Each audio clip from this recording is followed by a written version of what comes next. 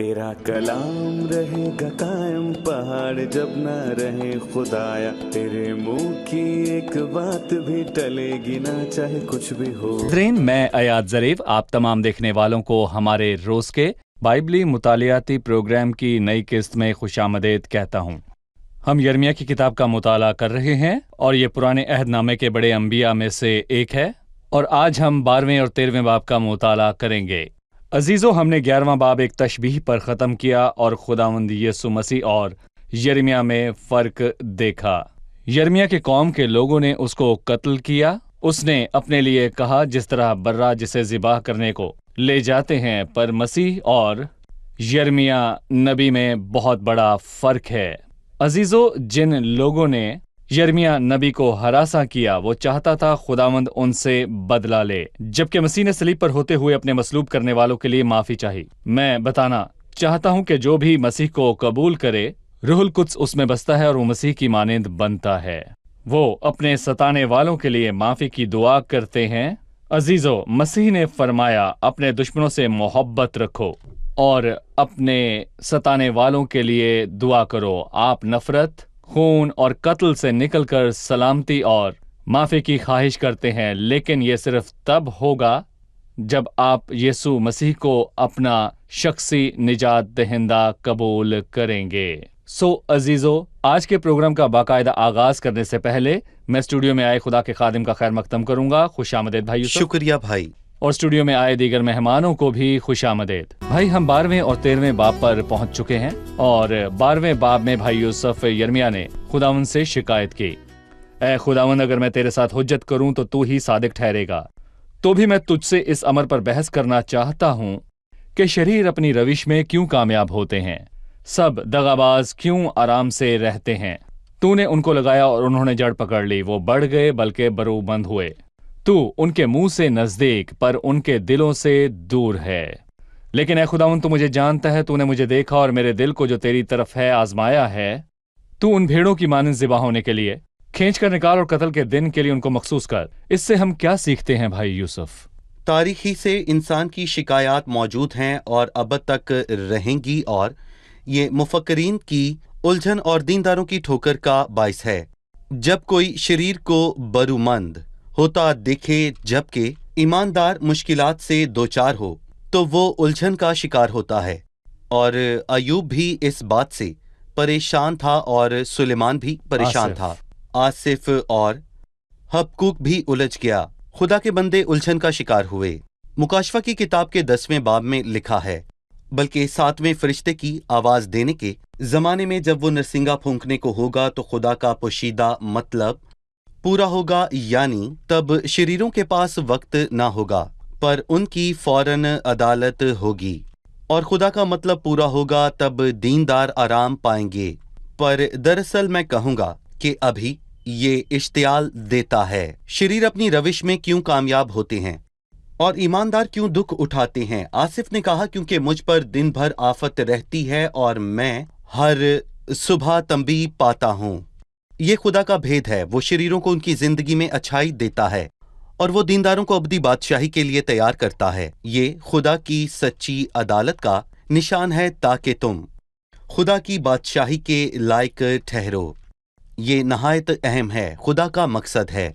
पर मैं कहूँगा कि इसको समझना हमारे लिए बिल्कुल भी आसान नहीं। अगर हम इसको ना समझें तो यर्मिया की तरह जवाब देना लाजम है, आए खुदावन, अगर मैं तेरे साथ हुज्जत करूं तो तू ही सादिक ठहरेगा।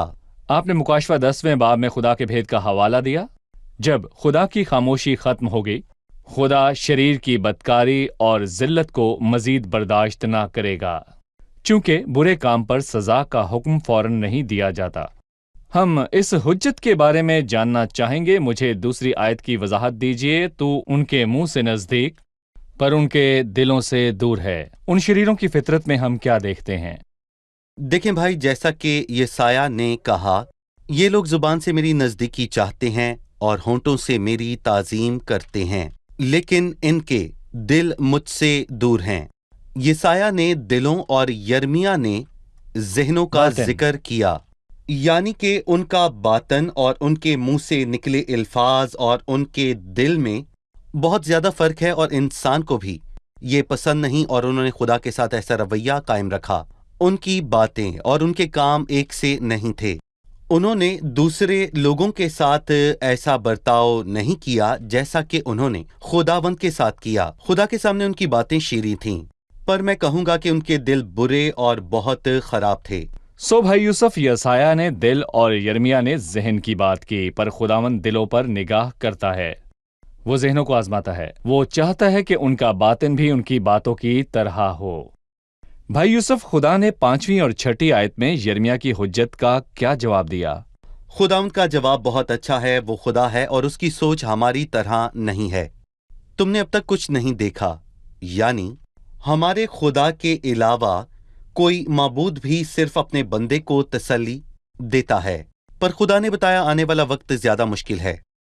اس نے اپنے شاگردوں اور رسولوں سے بھی یہی کہا، اور یوحنا کے 16ویں باب میں بھی یہ لکھا ہے، بلکہ وہ وقت آتا ہے کہ جو کوئی تم کو قتل کرے گا وہ یہ گمان کرے گا کہ میں خدا کی خدمت کرتا ہوں۔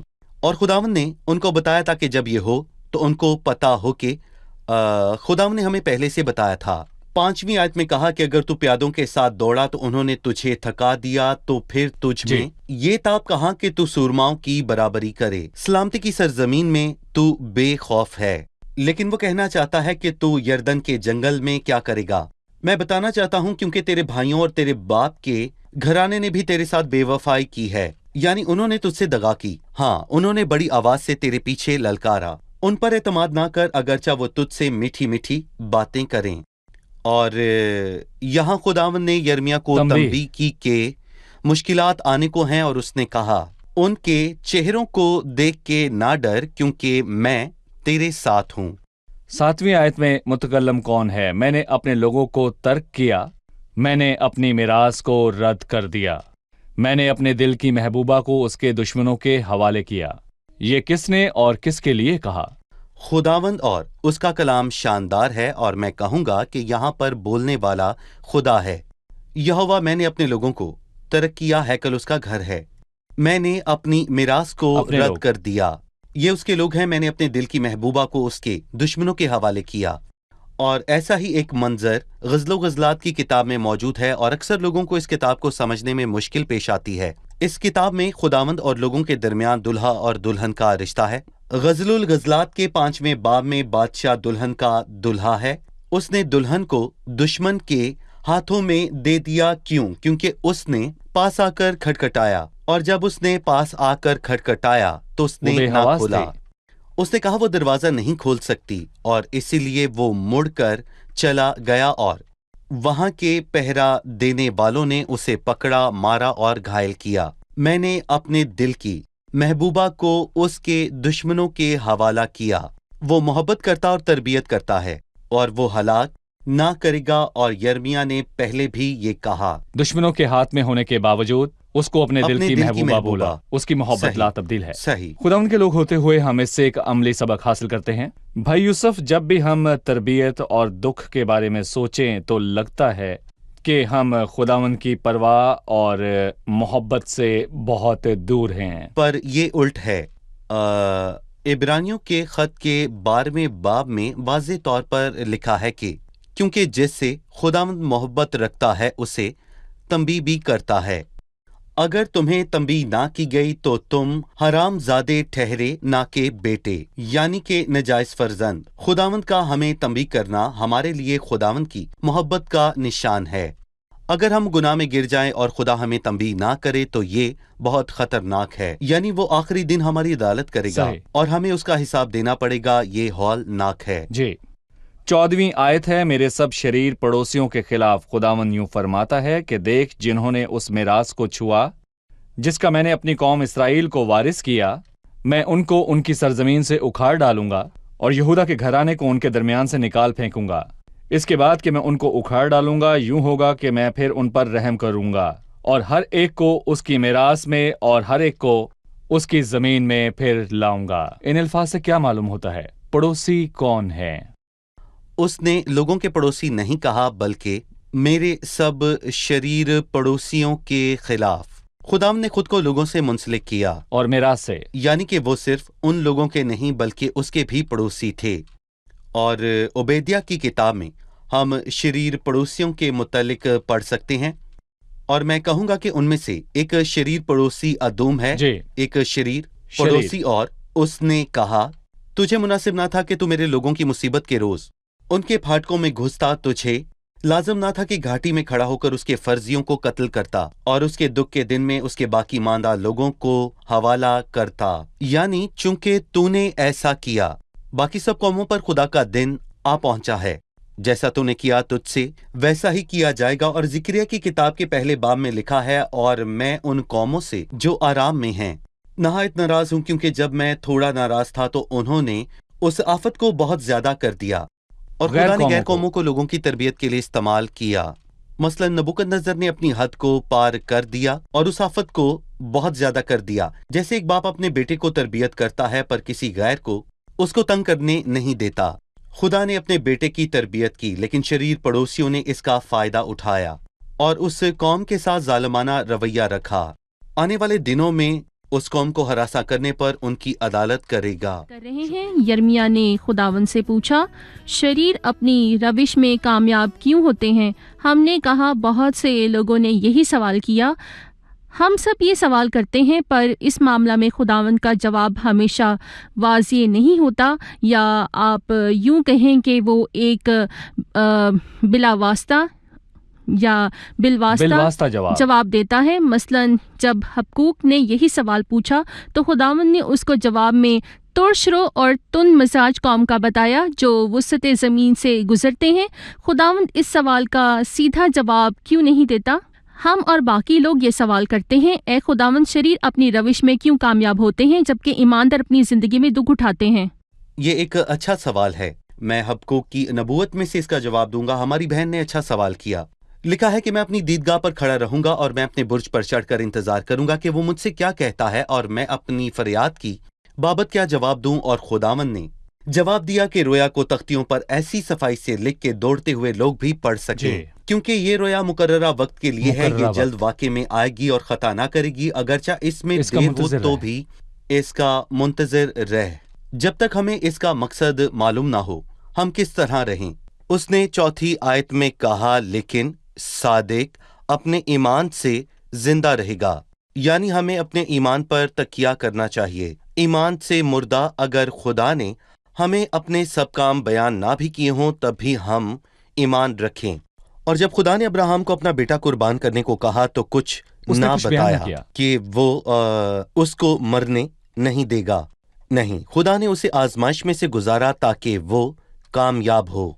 और हम भी आजमाइशों में पड़ते हैं और हमारे लिए बहुत से भेदों को समझना बहुत मुश्किल होता है, पर हमें ईमान का दामन थामे रहना है ताकि उन वाक़यात को देखें, क्योंकि सादिक अपने ईमान से जीता रहेगा और ईमान के बगैर ये सफ़र जारी रखना बहुत मुश्किल है।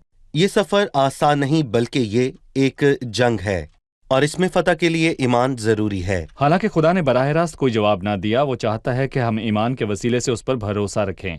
ईमान यह है कि हालात हमारे हक में ना हो तो भी खुदा पर भरोसा रखें, चाहे खुदावन ने अब तक जवाब ना दिया हो। सही। भाई यूसुफ, चलिए अब हम 13वें बाब पर चलते हैं। आप हमें इसका मरकजी मौजू बताइए।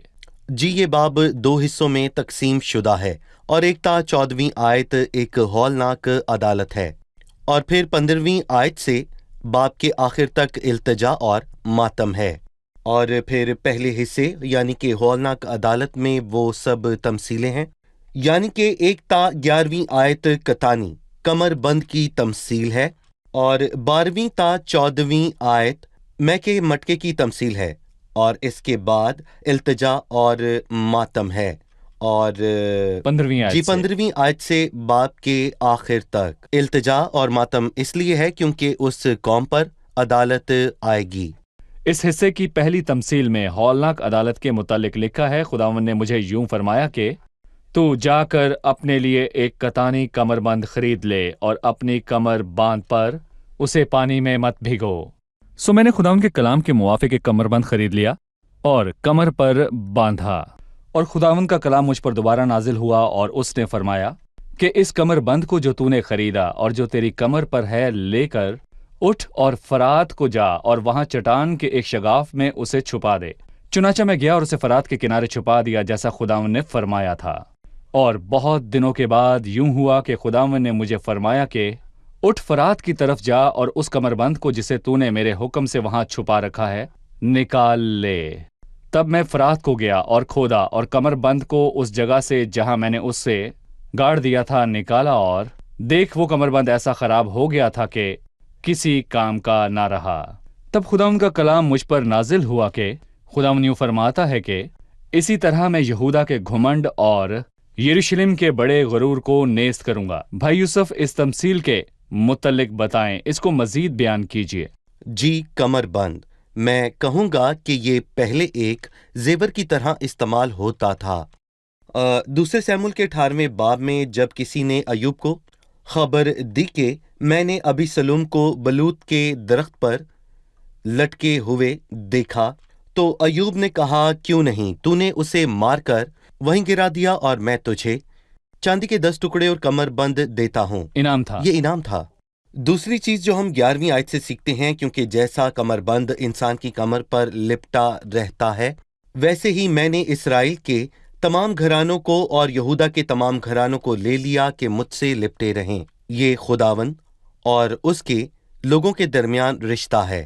اور یہاں پر خداوند نے کہا جا کر ایک کوتانی کمر بند خرید لے، پر اسے پانی میں مت بھگو، تاکہ ظاہر کرے کہ یہ قوم فطرتاً ناپاک تھی، اور بت پرستی سے ان کی ناپاکی مزید بڑھ گئی۔ اور حزقییل 16 سے یہ واضح ہو جاتا ہے کہ وہ لوگ فطری ناپاک تھے، مطلب کہ وہ ایسے لوگ تھے جو ناپاکی کی حالت میں رہتے تھے۔ پر اسے پانی میں مت بھگو، اٹھ اور فرات کو جا۔ فرات کو کیوں؟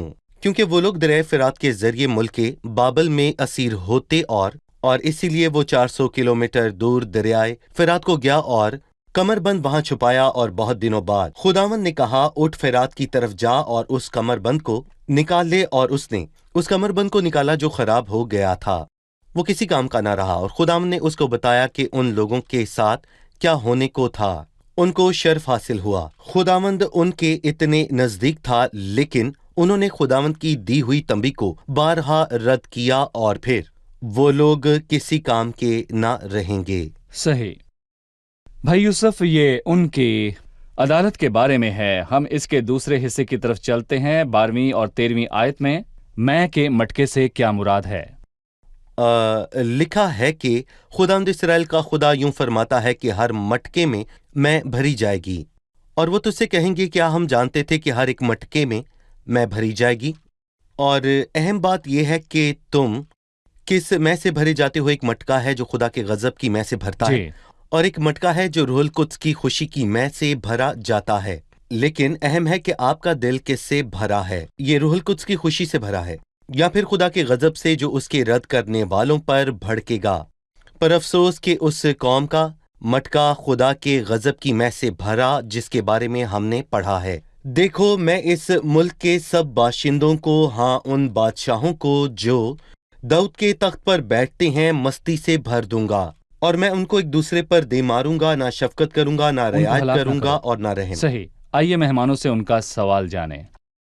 21ویں آیت کو سمجھنے کی ضرورت ہے۔ جب وہ تجھ پر ان کو مقرر کرے گا جن کو تو نے اپنی حمایت کی تعلیم دی ہے، تو تو کیا کرے گے؟ کیا تو اس عورت کے مانند جسے درد ذہ ہو درد میں مبتلا نہ ہوگی؟ 21ویں آیت کے الفاظ کس لیے ہیں؟ لکھا ہے جن کو تو نے اپنی حمایت کی تعلیم دی ہے۔ جن کو تو نے اپنی حمایت دی ہے، ہم اسے یوں پڑھ سکتے ہیں کہ اے یروشلم، جب خداوند تجھے سزا دے گا تو کیا کرے گی؟ تو نے تعلیم دی، بابل کو تو نے حمایت کی تعلیم دی کہ تجھ پر قابض ہوں، اور تو نے ان پر تکیہ کیا، بھروسہ کیا۔ تو نے ان کو اپنی حماقت کی تعلیم دی۔ جب خداوند تجھے سزا دے گا تو کیا کرے گی؟ کیا تو اس عورت کی مانند ہے جو درد ذہ میں مبتلا ہو؟ یعنی تو ان پر بھروسہ کرنے سے ذلیل و رسوا ہوگی۔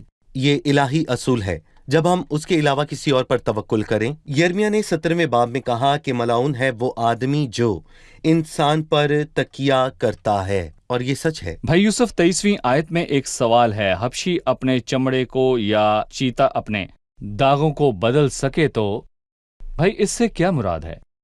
ایک حبشی اپنی چمڑی بدل نہیں سکتا اور وہ اپنی چمڑی کو سب سے اچھے صابن سے بھی دھو لے تو میں کہوں گا کہ اس کی چمڑی کا رنگ سفید نہیں ہو سکتا۔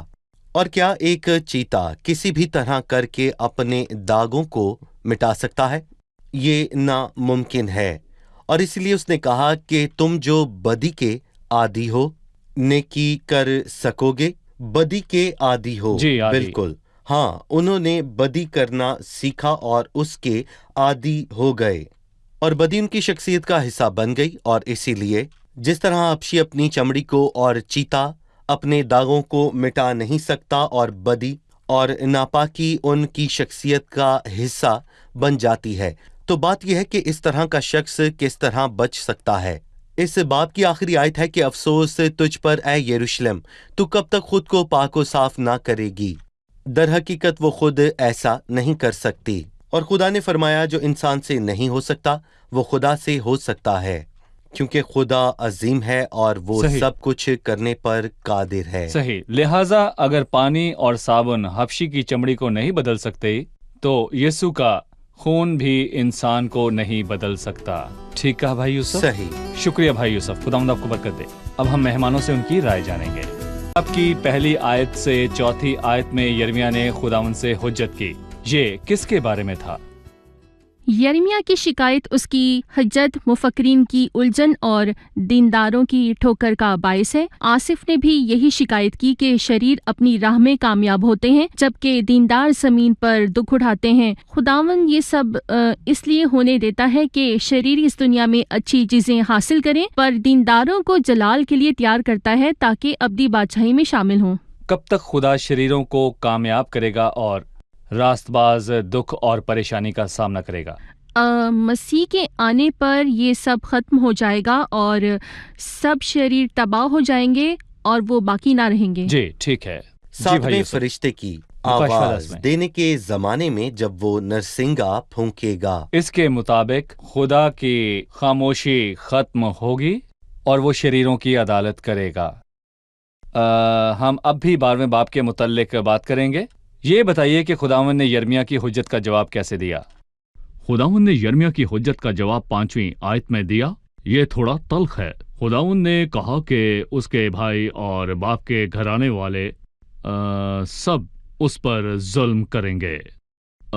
اس نے یرمیہ کو مستقبل کے متعلق پہلے بتایا تاکہ وہ حیران نہ ہو۔ شاگردوں سے بھی خداوند نے یہ کہا لوگ تم کو عبادت خانوں سے خارج کر دیں گے، بلکہ وہ وقت آتا ہے کہ جو کوئی تم کو قتل کرے گا وہ گمان کرے گا کہ میں خدا کی خدمت کرتا ہوں۔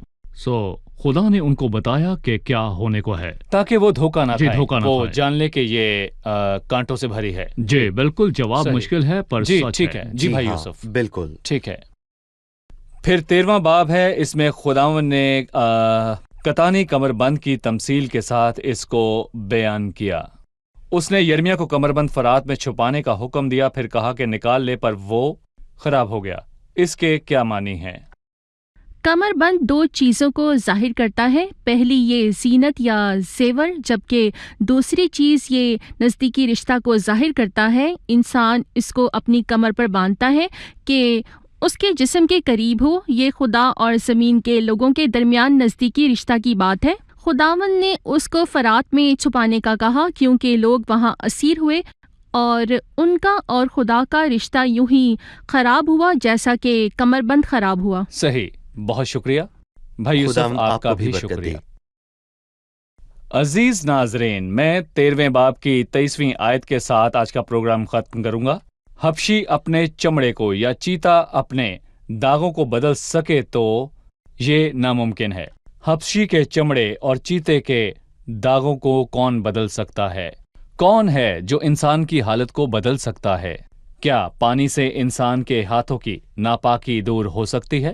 کیا پانی اس کے قدموں کی ناپاکی دھو سکتا ہے؟ کیا پانی اس کے ذہن کے ناپاک خیالوں کو صاف کر سکتا ہے؟ کیا پانی سے دل کی خرابی دور ہوتی ہے؟ ہرگز نہیں۔ انسان خرابی سے بھلائی کو تبدیل نہیں کر سکتا سوائے ایک چیز کے، اور وہ یسوع مسیح کا خون ہے۔ یہ خون ہمیں تمام گناہوں سے پاک کرتا ہے۔ सो अजीजो, मसीह को कबूल कीजिए। अगली किस्त में आपसे फिर मुलाकात होगी। खुदावंद आपको बरकत दे।